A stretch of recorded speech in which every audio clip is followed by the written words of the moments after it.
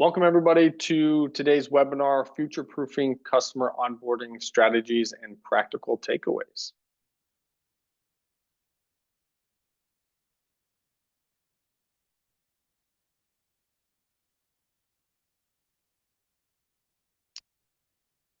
And Brian, we'll go to the next slide. And you're also muted. All right, with today's agenda, we'll go over some housekeeping and some introductions. Then we'll go through the webinar, the customer onboarding, and then we'll kick this off and end it with some Q&A. This webinar will be recorded, so everybody who's attending, you'll get an email with the on-demand link after this webinar. And we do want this to be interactive, so please submit your questions in the Q&A panel, and we'll get to those questions at the end of the webinar.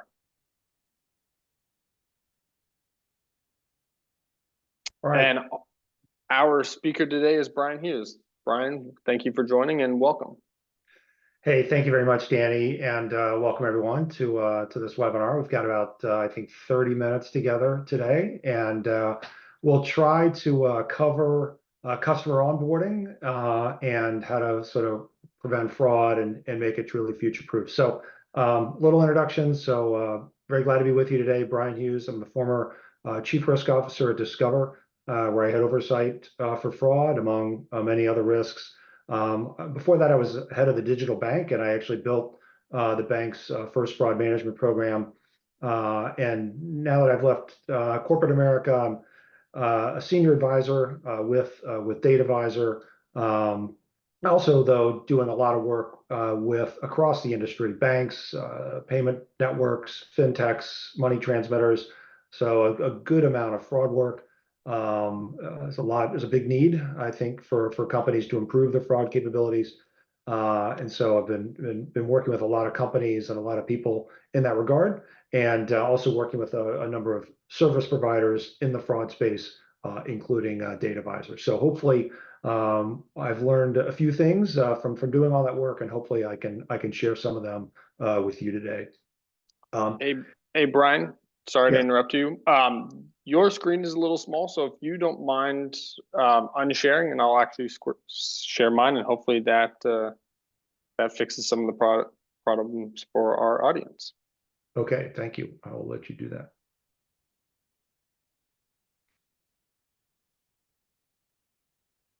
All right, let's get in here.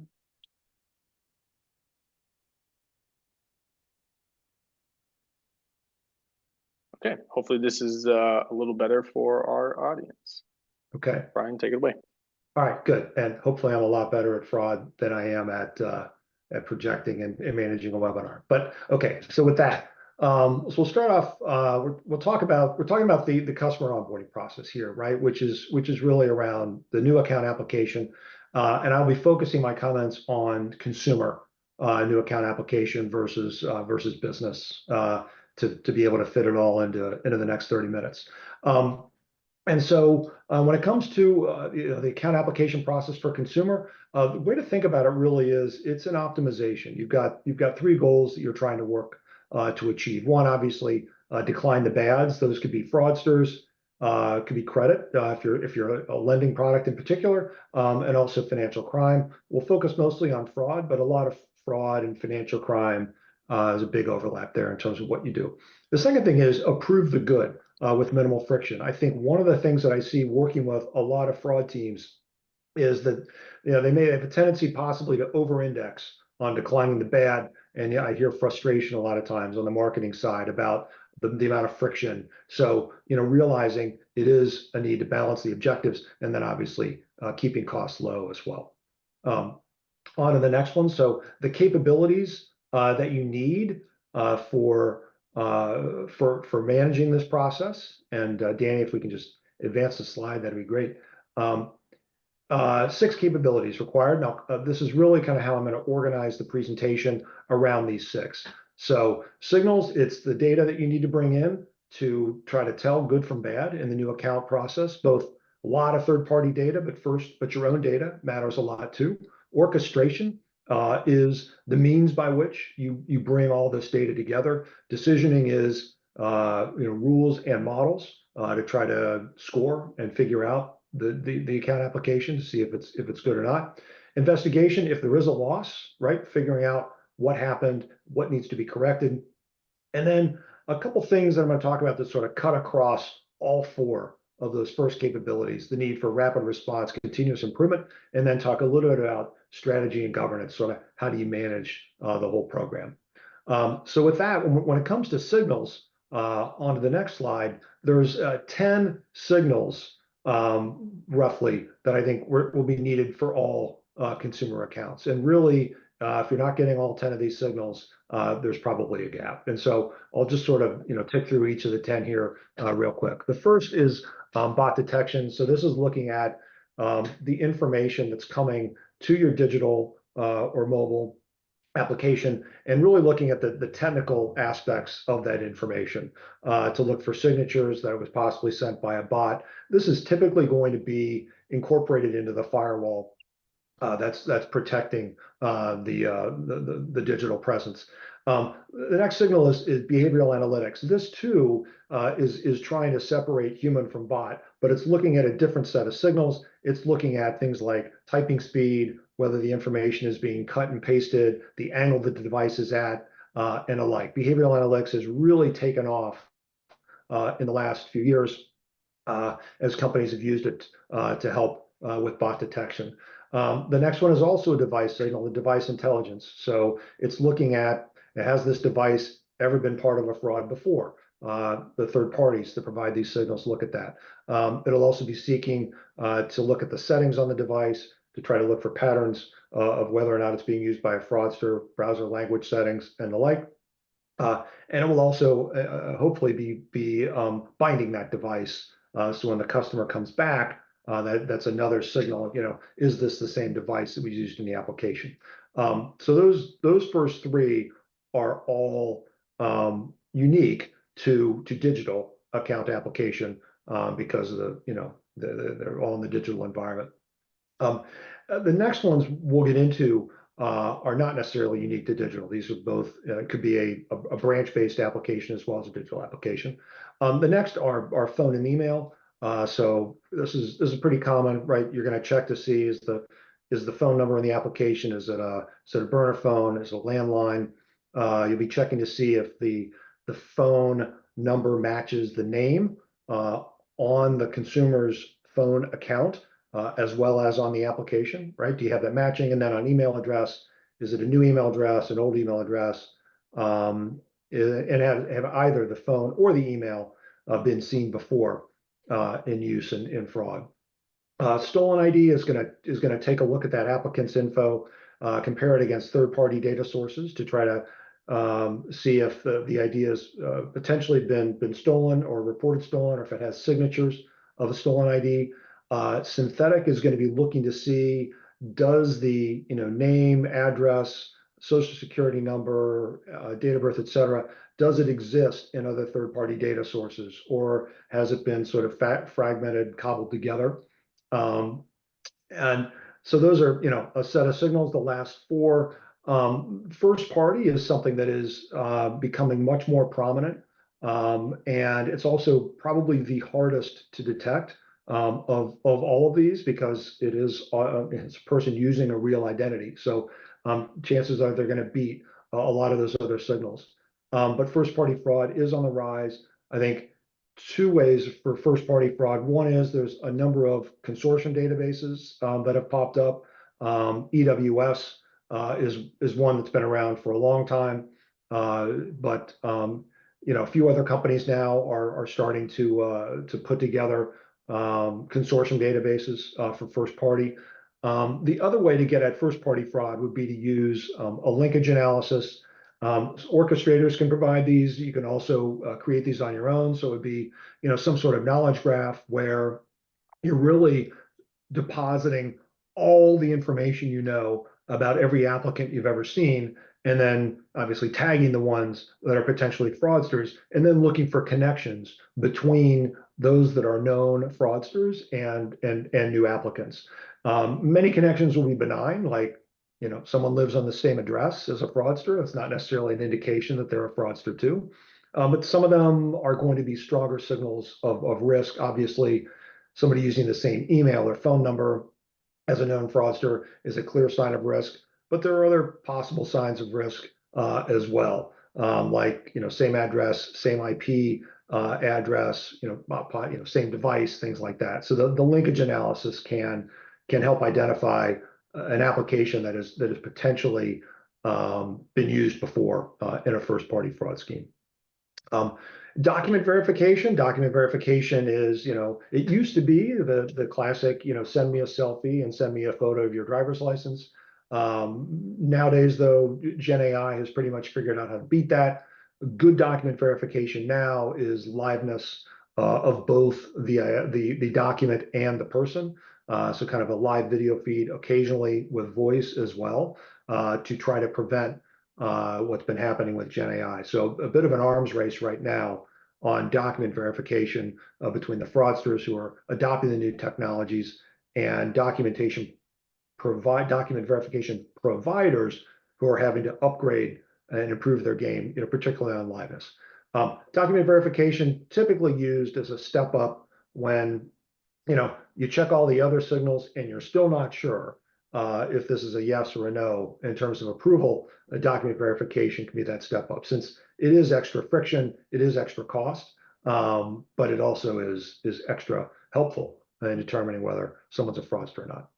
And then lastly, government sources.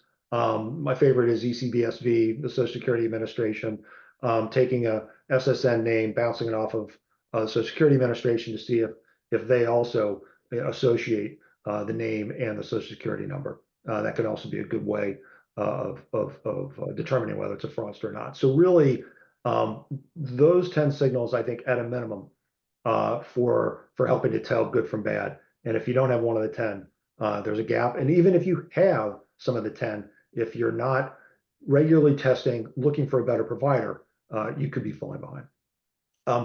We'll do 3 capabilities on the next page: orchestration, decisioning, and investigation. On orchestration, there are 3, I think, main benefits that an orchestrator can provide. And Data Advisor is an orchestrator, I think a very good one, which is why I'm helping them out here with this webinar. But anyway, orchestrator can help with a lot of things. The best thing an orchestrator does is it connects to the massive number of different signal providers that are out there. And if you're playing the who's the best signal provider game, it can be very confusing because they all sound the same at the surface, and there are so many that are saying the exact same thing. So the best thing an orchestrator can do is it provides connectivity to all of them, so you don't have to build all those connections yourself. Orchestrators can also have resale agreements in place to facilitate the contracting, to make it so much easier to get your hands on that data, which is critical then for testing, to try to figure out which signal provider is best for you and which package of signal providers are going to provide the best coverage for you. And they can also provide strategy advice. Since they do this for a lot of different companies, if you're realizing that you need to upgrade a signal, they can give you the short list of who the most popular is, or who else has sort of solved the problem that you may be trying to solve. So orchestration is one. Decisioning is also can also be provided by an orchestrator. And on decisioning, really, I think what we're seeing now is a big migration from rules to models. A fraud program, an originations fraud program, can often involve hundreds of rules. I've seen rule sets of 600 rules before to try to manage whether or not to approve an account application. And you get over 100 rules and it starts to become unmanageable. So really, it's a transition to a machine learning model. Let the model do the work, update it regularly. It's not to say the rules get completely discarded. You still have rules for things that you'll never, ever do, like approve a customer that's defrauded you already. And then there are rules for new threats where you just can't update the model quickly enough. You discover a new threat, you put a rule in to thwart it, and then that rule gets retired when the model gets updated. And then lastly, investigation. The key to investigation is to leverage what you're getting from the decisioning platform to help your investigator move more quickly, right? So on investigation, speed is everything. because a fraud loss is an indication of a vulnerability. So the best things you can do in investigation is try to pull related cases together. Back to the linkage analysis idea. If you've got linkage analysis in your environment, that makes the process of pulling related cases together very easy, which can help an investigator identify a fraud ring and help them, investigate a lot of losses at once. Also, the decisioning platform can also sort of point you toward, where the vulnerability might be when you're looking at an investigation. Obviously, a threshold for minimal losses, right? Focus on the biggest losses first. And then always a good idea to cross-train your staff, right? So the fraud workload is often lumpy. It can spike in the case of an attack.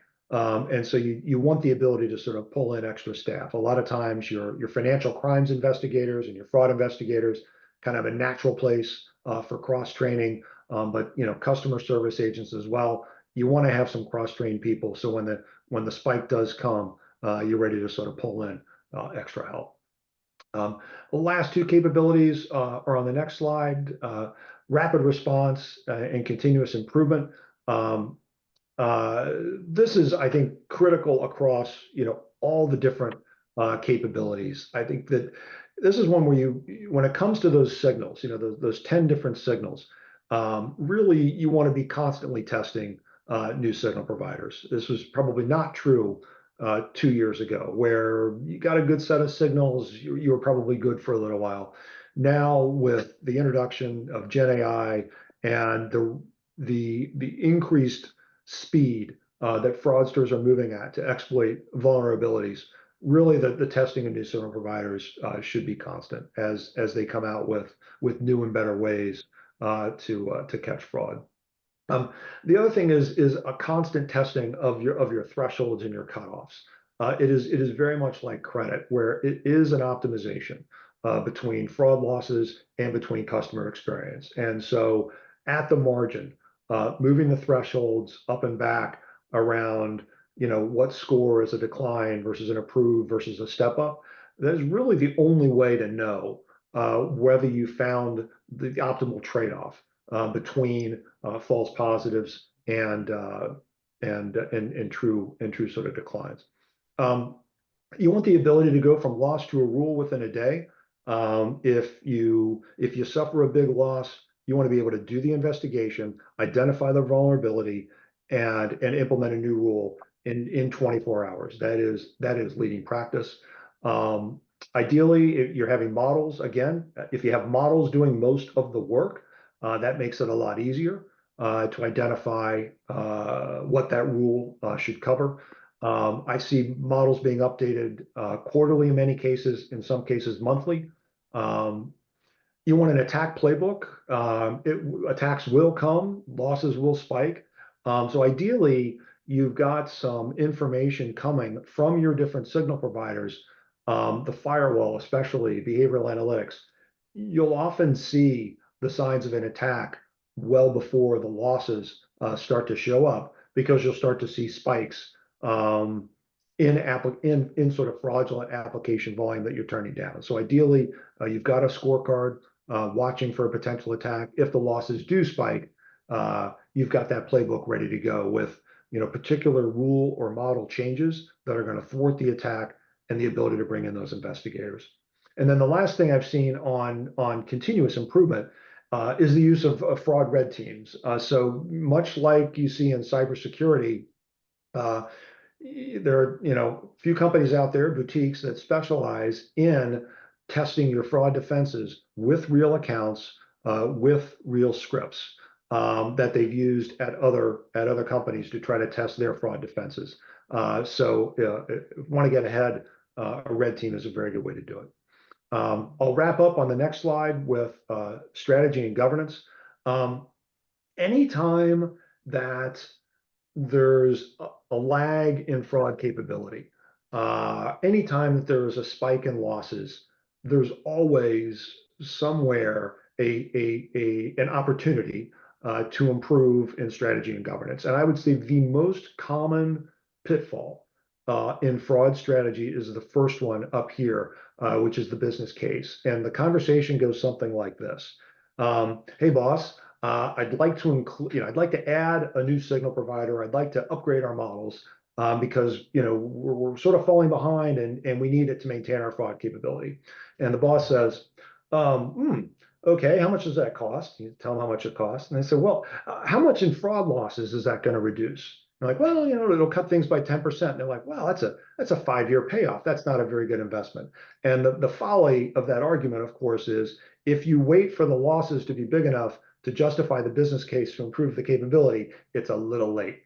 I think that there's a good lesson to be taken here from how information security is managed. The business case for upgrading information security is often made, almost always made, by benchmarking your information security capabilities against a competitor's or against an industry benchmark, usually using like the NIST framework, right? You would never wait to improve information security until you had a breach, or at least hopefully not. And I think that's got to be the mentality that goes with fraud too. The fraud business case needs to be made based on a benchmark of capabilities to best practice, not on the ability to reduce fraud losses. And I think that is probably the most common strategy and governance pitfall that I've seen when working with clients on fraud. A couple other points. The next 3 points are all related to this idea of it is an optimization between turning down the bads and letting the goods through. The way to get at that optimization is marketing, fraud, tech, operations, all at the same table in a weekly or monthly meeting, all responsible for managing that new account funnel, and all held to a common scorecard with metrics for fraud, for friction, and for costs, working together to try to find the optimal point. And this too, it's amazing how few companies have adopted this sort of collective approach to the problem. Even though it is quite clearly an optimization in the funnel, it is still oftentimes ping-ponging back and forth across silos in terms of what should be done. Our last point, this optimization is important. Anywhere you see a great customer experience, there is always, almost always, a great fraud capability behind it. The two go hand in hand. You cannot have great customer experience without a great fraud capability. So that is the point on strategy and governance. Hopefully I have left a little bit of time for questions. I think I have. So Danny, if we have any questions happy to go there. Yeah. We have one so far, and everybody in the audience, I do encourage you, use that Q&A box and ask any questions you have. We have Brian here, and we have a couple more minutes, or about 5 more minutes left in this webinar. So we'll get to that first one. So Brian, how do you see the role of orchestration evolving in managing these diverse onboarding signals effectively? I think there's a few ways that orchestration can evolve. I think the biggest evolution right now in orchestration is that if you sort of look at the history of orchestration, orchestration started with, hey, we'll connect you to all the signal providers, and then we'll make decisioning easy. We'll give you a slick no-code rules platform where you can decision off of all that information. And that was a huge advancement, and I think it let a lot of companies upgrade their fraud capabilities very quickly. I think the next opportunities for orchestration, one very obvious, is the transition from rules to models. So orchestrators can provide off-the-shelf models that are really good. They can provide custom-developed models, and based on your data or based on their collective learnings. And then I think the other thing that I think the good orchestrators are doing is they're helping to make use of first-party information. So your own data, which oftentimes, ironically, is harder to access your own data than it is to buy the signals from other companies. And I think that there is a ton of value in being able to leverage your own data, even for account onboarding. Obviously, more value in account access and in transactions, but even for onboarding, there is value in your own data in the linkage analysis to sort of known fraudsters and the like. And so I think the good orchestrators make it real easy to draw in the bank's own data and then to incorporate that data in the decision. Great.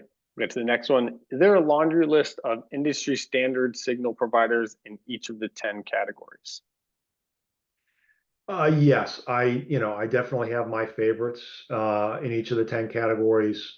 I think there's a few. I think a good orchestrator should also have kind of their list of top favorites. And Danny, maybe that's something that you and I can sort of work together and maybe try to get something out. But just there's I think the interesting thing is when I talk to fraud leaders, I always ask who's in your stack, right? And who's your favorites? And you never hear the exact same answer. But generally you'll there are names that come up fairly frequently as sort of the favorites in the stack. Great. Yeah, we'll figure out a way to get that out to everybody. Yep. Another question, what is the best practice to stop scams where the actual customer is doing a transaction at the direction of someone out of band? Yeah, okay. So a scam, so a customer's been duped into doing something. So we're sort of out of account onboarding and we're into transaction fraud. The best signals for scam prevention are going to come from the receiver. Ideally, you're going to want to combine information on the receiver with information on the sender. And I think payments networks are waking up to this fact. I think Zelle in particular has done a great job realizing this and blazing the trail on the use of receiver information. So I think that is what sort of the bank or financial services provider can do. Ideally, there's some set of receiver information that can be gained, that can be used. Money transmitters also oftentimes will leverage receiver information. You can also keep your own internal blacklist on receiver information. So that's one. Second, obviously, we're all consumers. We've all seen this in the apps that we use. The amount of effort that the financial institutions put into prompting a user to make sure that what they're doing is legitimate with education and interrupts and check this box. Are you sure that you actually want to do this? And then the other thing that I saw, and this is in particular the money transfer business, there was a lot of live agent interruptions. So real friction with the customer that says call us. You look at the signals that you can get from that. If you can get receiver signals, great, but you can look at customer signals as well. Is it a first-time receiver? What time of day is it? What's the amount? What is the age of the customer? And by using those signals, this company was able to require basically a call in from a customer to talk to an agent, and they were able to eliminate virtually authorized push payment fraud. That was too long of an answer. It's now 1:30. Sorry about that. No worries. That's coming up to the 30-minute mark, so we'll end it there. But everybody who submitted questions, we will try and get back to you after this and try and get your questions answered. If we don't reach out, please reach out to info@datavisor.com and we can get you in touch with someone. Brian, I'd like to thank you. This is very informative. I'm sure all the attendees learned a ton as well. And everybody out there, keep an eye out for DataVisor, and we'll have another webinar next month. Okay, Thanks, very everyone. good. Yeah. Yep. Thank you all. Good luck.